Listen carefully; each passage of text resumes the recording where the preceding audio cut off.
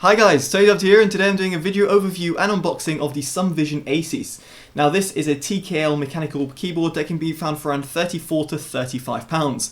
Now before getting into this video, I'd like to thank Sumvision for actually sponsoring this video. If you'd like more information about the keyboard or indeed would like to purchase it, the links in the description below will take you to the appropriate places. So without further ado, let's get into it. So first off, let's look at the package contents and see what's inside the box. And obviously we're going to see there is going to be a keyboard. So what I'm going to do is get rid of this material over here. There we go, and you can see over here this is the keyboard itself. So getting it out the box, what you can see is that there is a braided cable, and you can see underneath there is the management system. I'll get into this in just a bit, but inside the box what you can see is also a manual and some extra information if you want some support. I do suggest you to download the software via the Sumvision website. So now a little look at the keyboard itself. It's terminated by a gold-plated USB.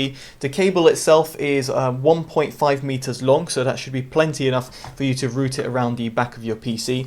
In terms of the keyboard, as I showed before, there is this routing system which you can either route it on the left or right depending on how you set it up, or indeed straight through the middle, which is a nice little touch, specifically at this price range. And also you've got these keyboard risers, so again you can adjust that, and there's rubber grips as well which prevent it from sliding around, including on the keyboard risers. Now the keyboard itself, we're going to plug it in just a bit, but you can see over here the keyboard is pretty well built. It doesn't have any keyboard flex whatsoever. It seems to be really solidly made, which is nice. And the keyboard you can see is a UK layout keyboard. So as we are in the UK, it's actually refreshing not to see a US layout keyboard, which is normally the case when it comes to budget keyboards. So you can see the big enter key over here, the shift button, and then the pound symbol, the GBP symbol over here. So now we've got the keyboard plugged in, and you can see the RGB lights are in flourish. Now the beauty of this keyboard is the fact that it's got so many different RGB profiles to choose from. In fact, there's 22 different modes, and you've got 10 custom profiles that you can choose, in other words, for your lighting. So to access these, it's pretty simple. There's an FN button over here, and the FN 1 to 0 is your profiles, so you can choose these. And then you've got the pre-assigned profiles like the A1 and A2, A3, A4, A5, 6 buttons. Now the beauty of this is that there is a multitude of different profiles. You can see as I'm flicking through, it just is different levels of customization over here, which you've got all via these simple keys which kind of like rotate through the different profiles switches. So it's just nice to see that all included. Of course you can do this via the software, which I'll showcase in just a bit, but if you don't want to access the software, you don't have to. Now for those who have like say scrolling RGB lights, you can also customize this by pressing FN and the arrow left and right key.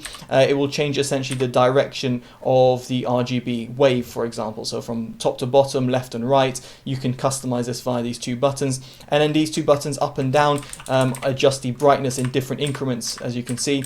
So if you're going to be using it in a bright sunlit room, or for example using it in a very dark late night gaming session, you can do a quick adjustment in terms of brightness by pressing the FN key. Now past that, the FN key also has more functionalities throughout the keyboard. Now the Windows key, if you press with FN, will therefore lock the Windows key, and of course you can re-enable that if you so wish.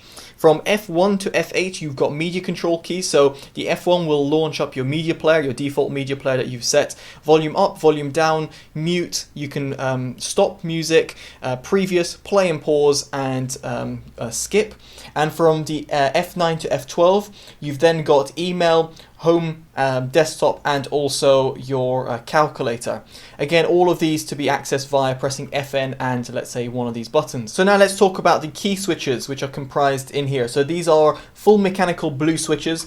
You might have seen it before. If I were to just disable the LEDs, you can see that the blue switches are over here, and they use a Cherry MX stem. You can see that due to their RGB nature, they're kind of transparent. Now the blue switches are clicky, so they've got a loud type of sound. I will go quiet in just a bit so you can hear them for yourself. Now the switches are rated for 50 million clicks. They've got 100% anti-ghosting N key rollover, so as you might expect for a mechanical keyboard. You know, other than that, there's not much else to say other than the switches, other than me now going quiet and you listening for how the switches sound.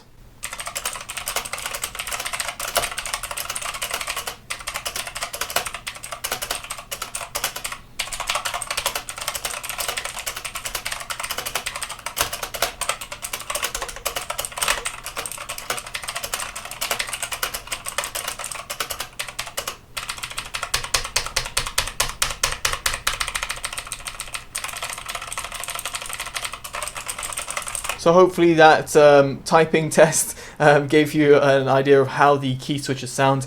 As you might expect, as I mentioned before, the blue switches are clicky nature, so they have that sort of typewriter type of feel to them and that type of sound. And now we move on to the software, which here you can see straight off the bat, it's pretty simple because you've got 3 separate profiles which you can save and indeed flick between if you so wish, and you've got a macro record key so you can record different combinations and assign them.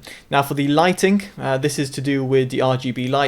You can see that you've got a variety of different levels to choose from, in other words different preset modes, so it just makes it easy for you to customize, and furthermore you can adjust the brightness and speed very much like what you would do on the keyboard itself, and better still, it's all in real time, so when you're adjusting the settings over here it will reflect on how the keyboard looks like. Finally, you've got the polling rate. You've got 4 different levels to choose from. I would recommend 1000 Hertz. If you've got any issues, then you can dial it down. But you've got the 4 different levels, and it's great to see it have the 1000 Hertz polling rate included as well. And finally, you can just apply. So if you so wish, if you like your settings, and hit OK to close off the software. So there we have it. That concludes my video overview and unboxing of the product. Hopefully you enjoyed it and found it informative. If you did, make sure you give it a like, subscribe to see more, and of course favorite and share, as it'll always help the channel grow. Alright guys, take care and bye bye.